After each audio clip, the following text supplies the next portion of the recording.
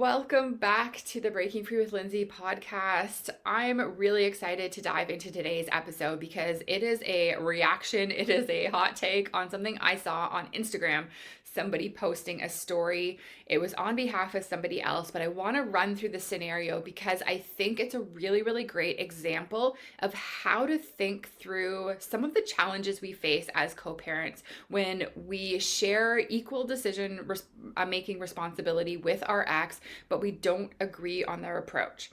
So let's dive into this. So the scenario that was shared here was their child is about 6-ish years old. Mom has been homeschooling to date, and mom actually is I'll say quote unquote teacher at a homeschooling center. So if you're not familiar with homeschooling, you can either do it on your own or you can lean on other parents and resources within the community where you can actually send your kids to these like pods or mini schools, and it's not necessarily full-time.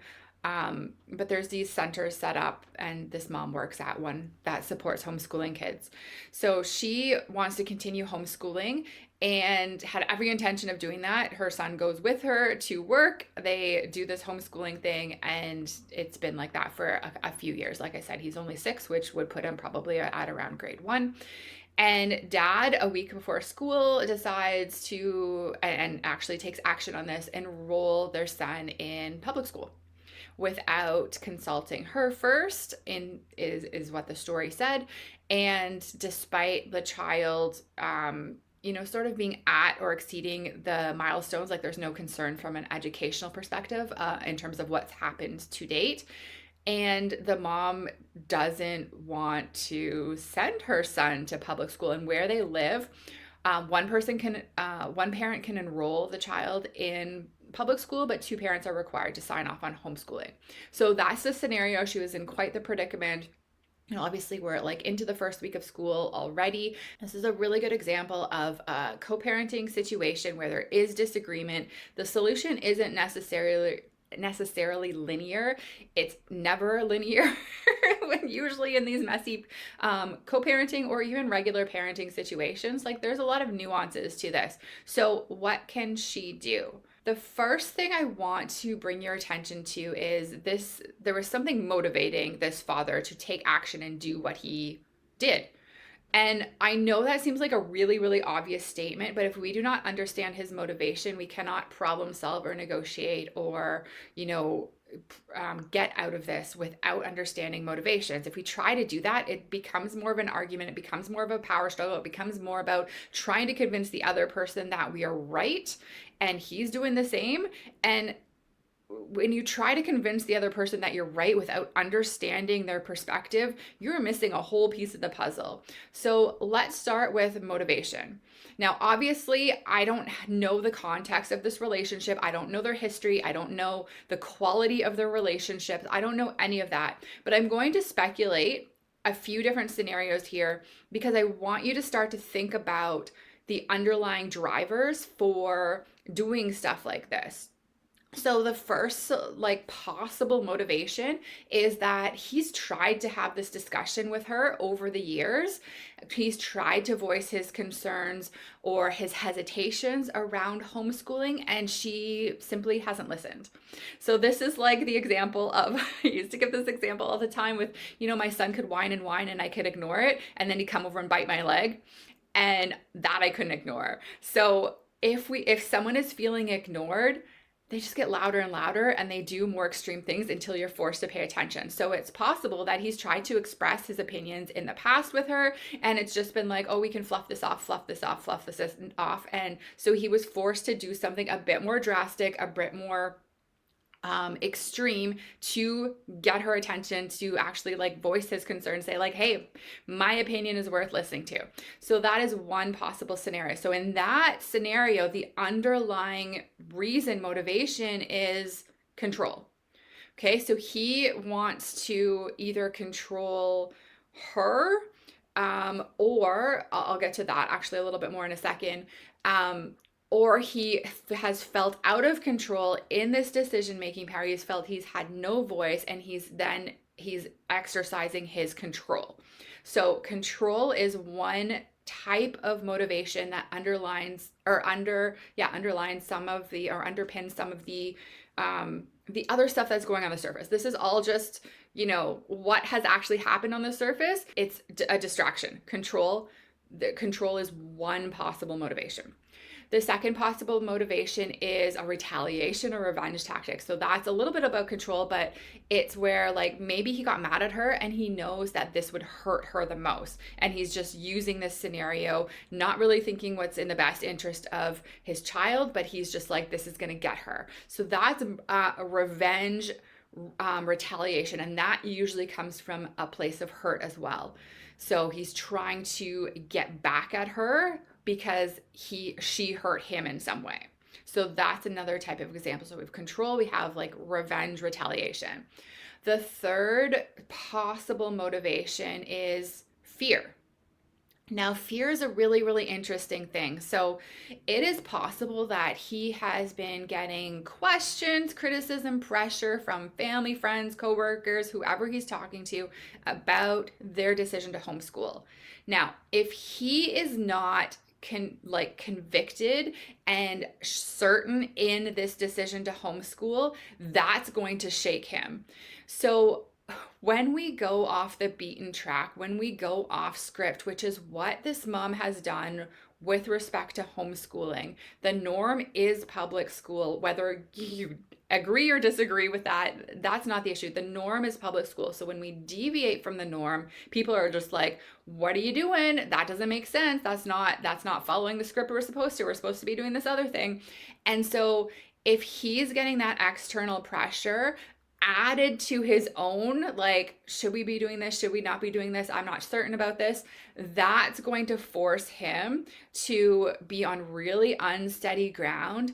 And he's simply taking action of like, I don't agree that this is what's best for my kids, or I'm not certain. And so I'm going to take action so I have some control and some level of certainty, and I'm not in this fear state. Because we as mothers have very, very strong opinions about how our child should be raised.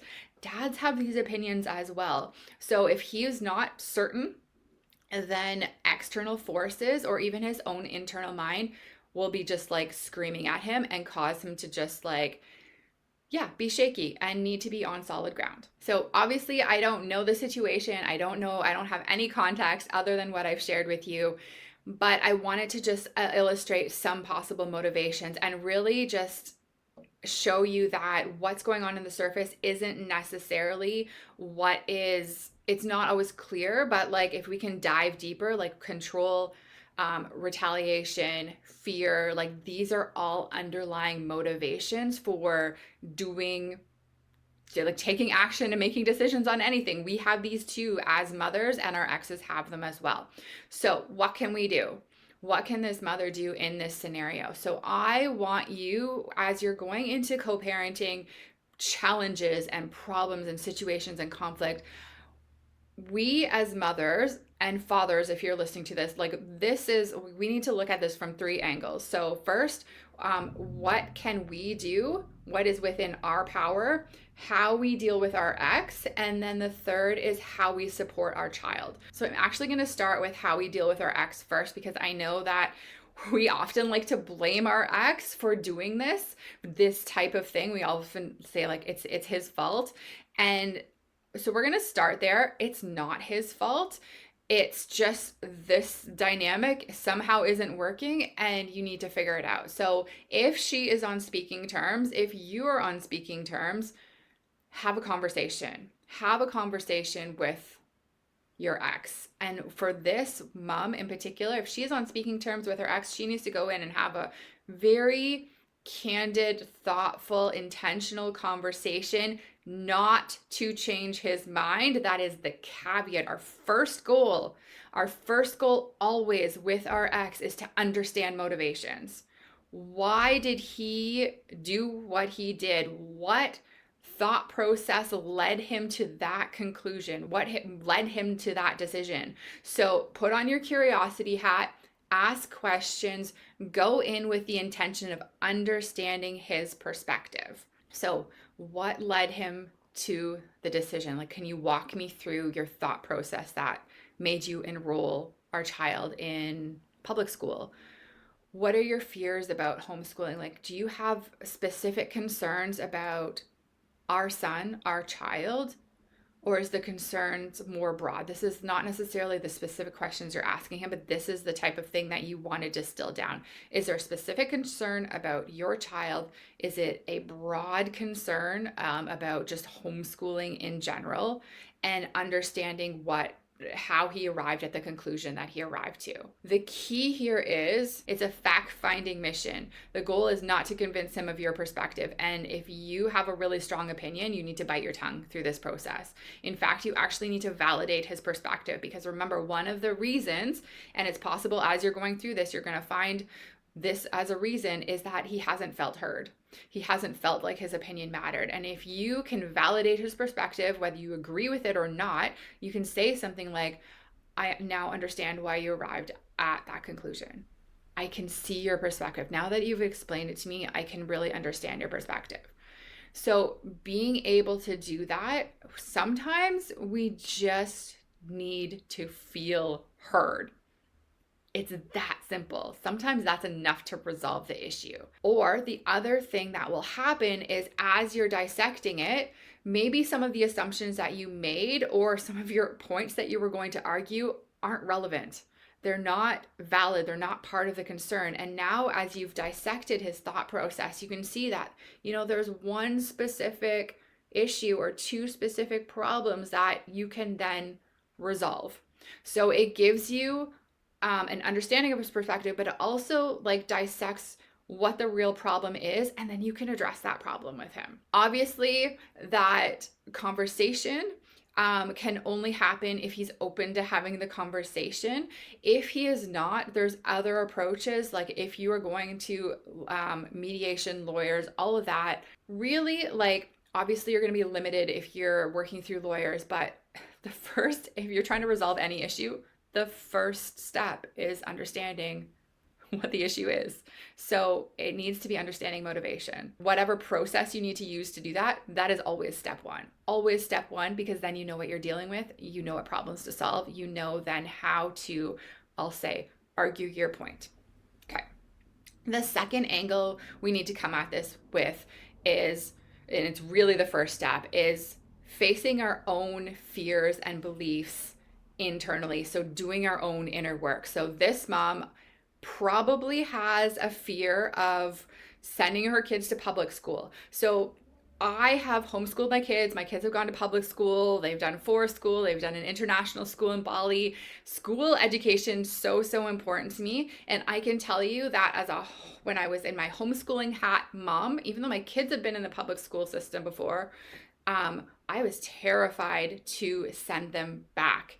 And a lot of homeschooling moms have these fears of what's going to happen to their kids in the public school system. So either they've homeschooled because it was a disaster and they've had to pull their kids out, or they simply believe that the public school system is not in the best interest for kids. Now, I can tell you, as someone who continues to educate her kids inside the system and outside the system, there are pros and cons to everything. So not everything is bad, not everything is good.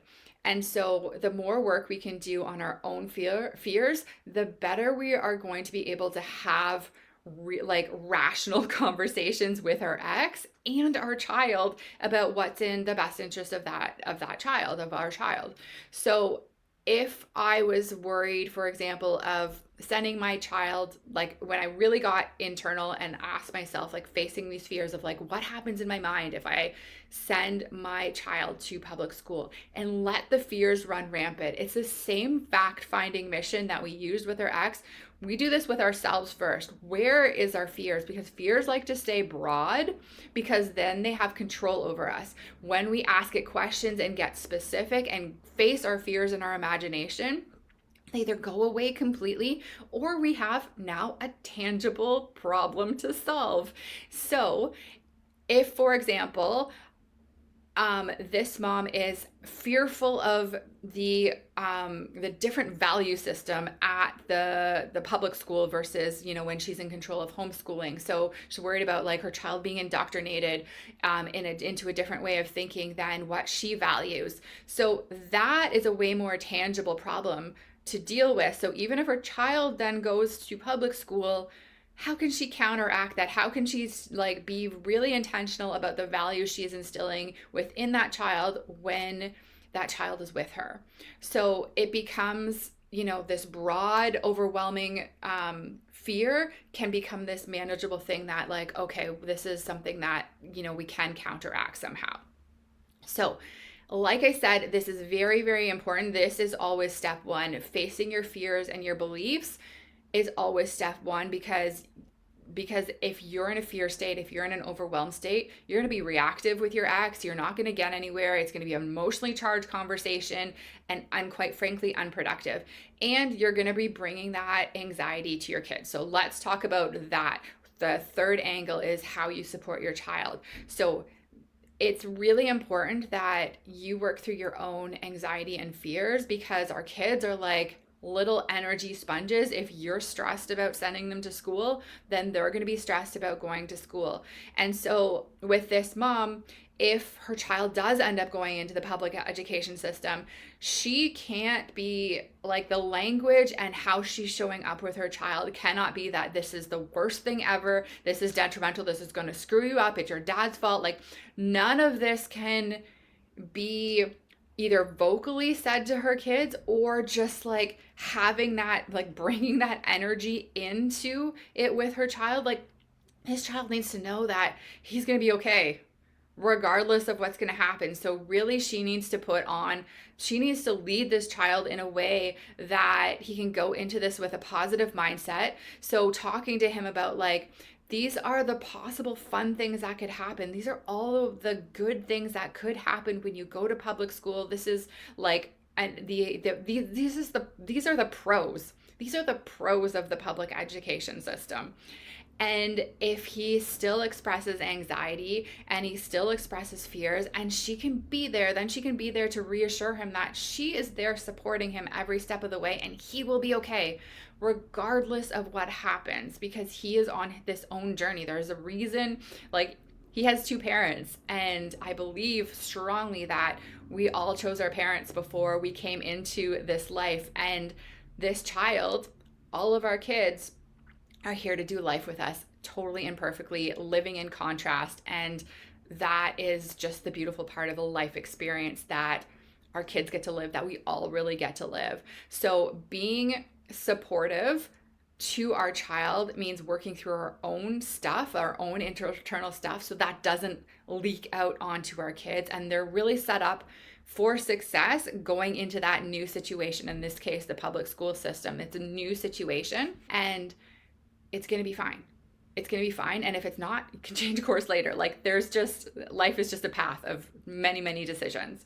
So just to recap, we always want to come at our co-parenting problems from those three angles. So how we, like, facing our own fears and limiting beliefs, and really working through our own stuff as they come up, and having conversations with our ex, and coming at it with how can we approach our ex with this. And the first step is always understanding his motivation. And the third is how can we best support our kids in this scenario, in this change, in this transition, in this decision. So if you have really, like, appreciated this thought process and want to dive deeper and have clarity in terms of your own co-parenting and how to dissect the problems that you're having, then I definitely encourage you to check out my conscious co-parenting course. It is breakingfreewithlindsay.com/co-parenting. Go check it out, because I go way deeper into the ins and outs of how exactly to do this. Because I want you to feel well supported in your co-parenting. I want your child to feel well supported. And you can absolutely find peace in your co-parenting for you and your child, regardless of what your ex is doing. So that is all I have for you today. Thank you so much for listening, and I'm here cheering you on every step of the way. So I will see you next time.